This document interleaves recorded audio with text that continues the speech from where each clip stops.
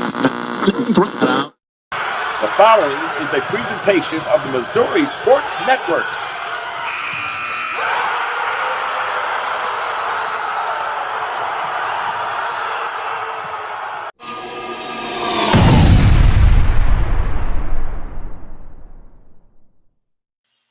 Hello again, everybody, and welcome back to the Missouri Sports Network, MissouriSportsNetwork.com, where everyone has a home field advantage. And as always, presented by Liona Labor's Local 663, who remind us to drive safely in those work zones. Those folks want to go home to their families as well. Also presented by the Bank of Billings. The Bank of Billings established 1889, the oldest bank in Christian County. New segment here on Fridays. It's Fridays with Frizz, Matthew Frizzell, who's the voice of the Southwest Baptist University Athletics, the Willard Tigers, and Drury University Soccer. Matt, thanks for joining us. Scoreboard guy, thank you so much for having me on the Missouri Sports Network. I'll tell you what, man, I feel it in the air. The sports season is about to ramp up. You got football is about to start. Baseball's going on right now. Soccer's about to kick off as well. No pun intended. So I'm excited to talk to you here today on the Missouri Sports Network. Well, let's start with Willard High School. Still a member of the COC, although it's drastically changed. They're part of the West. They're on the COC West, as they've added several schools to it out of the Ozark Conference. They open up at Ozark on Friday night tonight, and they got a new coach at the helm, as Andy McFarland, who had a lot of success at Reed Spring, including playing in the state championship game at Reed Spring, comes to Willard this year. What do you know about the Willard Tigers? Well, I'll first say this for Coach McFarland, and I found this out while just writing down my notes in preparation for this game. Coach McFarland last year won 7 games. The Reed Spring Wolf went 7-4, and of course they got a second place finish in Class 3 in 2022. Over the past 3 seasons, Willard has won 7 games in total. Coach McFarland is going to have his work cut out for him, and he's going to do it with only 6 returning starters for Willard.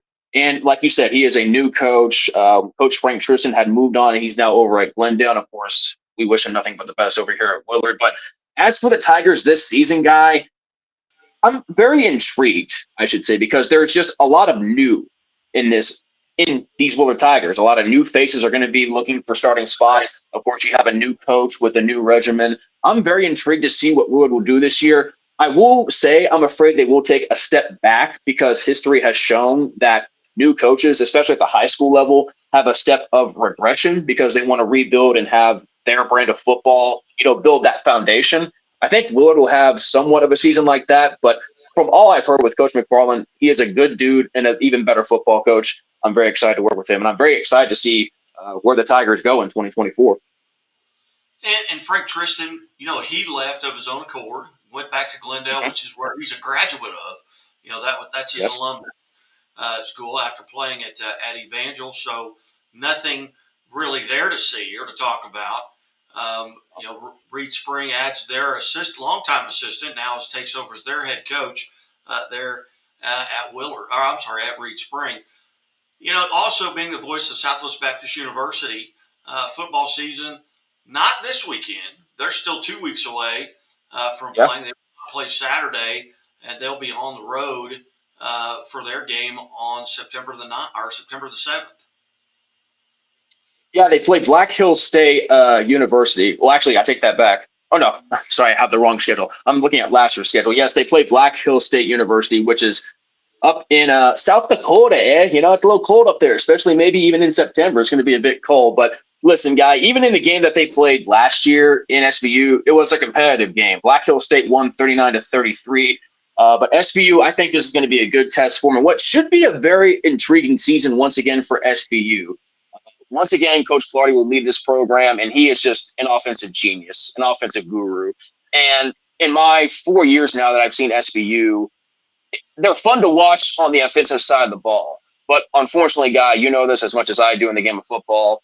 Offense scores your points, defense scores your championships, right? And this is a SVU team that gave up an average of over 30 points a game. And you're not going to win many games if you're giving up 30 points a game.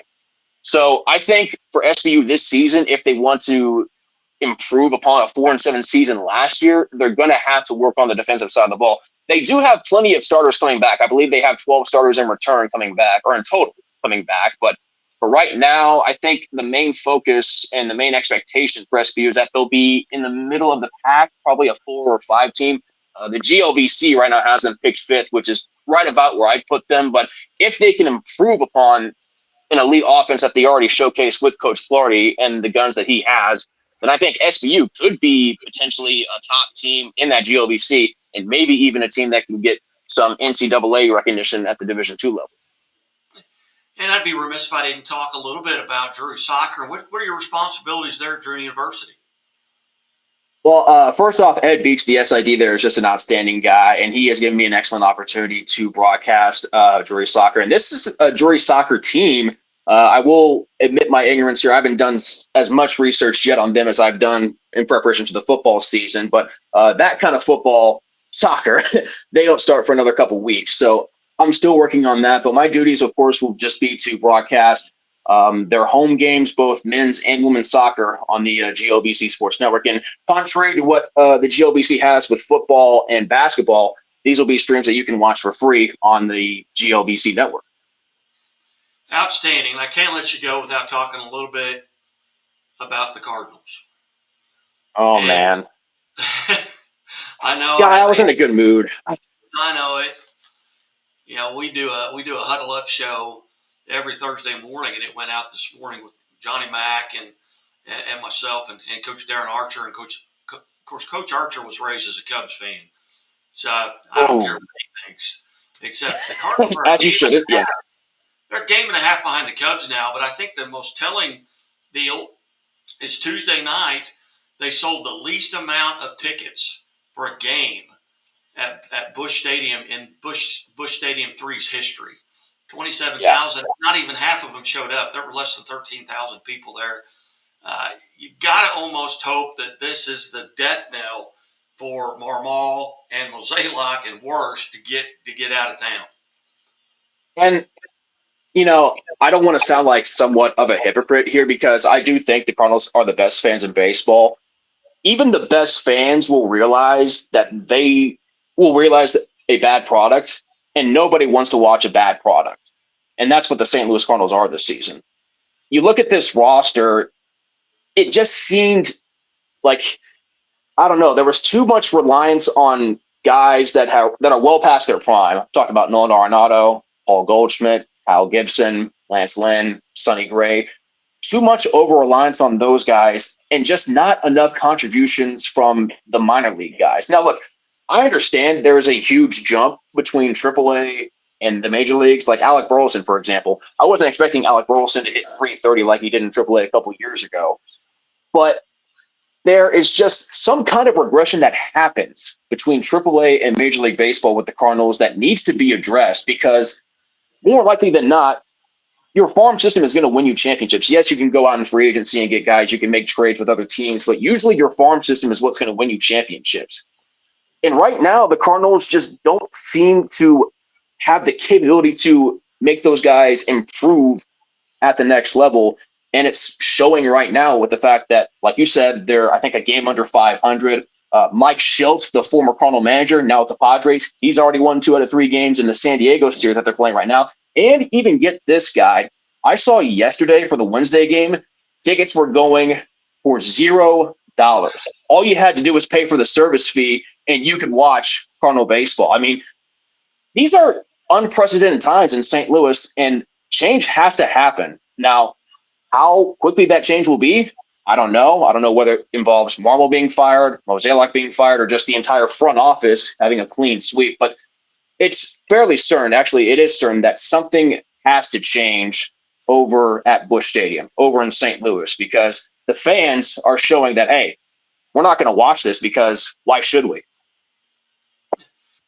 Do you realize in the last 20 years, there's been one homegrown pitcher that the Cardinals have brought up through their system that has more than 25 starts at the major league level? One in 20 years. That's pretty telling. Who is it? That's Dakota Hudson. He's the only pitcher in in the last 20 years that has more than 25 major league starts that came up through the Cardinal system. So I think there's a lot of changes that need to happen. But Matthew, as always, it was great to visit with you. Look forward to doing this on a weekly basis, and we will catch up with you next Friday. I thank you so much for the opportunity, and yeah, we'll see you next Friday, sir. All right, you're watching Fridays with Frizz on the Missouri Sports Network, MissouriSportsNetwork.com, where everyone has a home field advantage. And as always, the Missouri State Highway Patrol reminds us to take that 3 seconds and buckle up. It's 3 seconds that could save your life.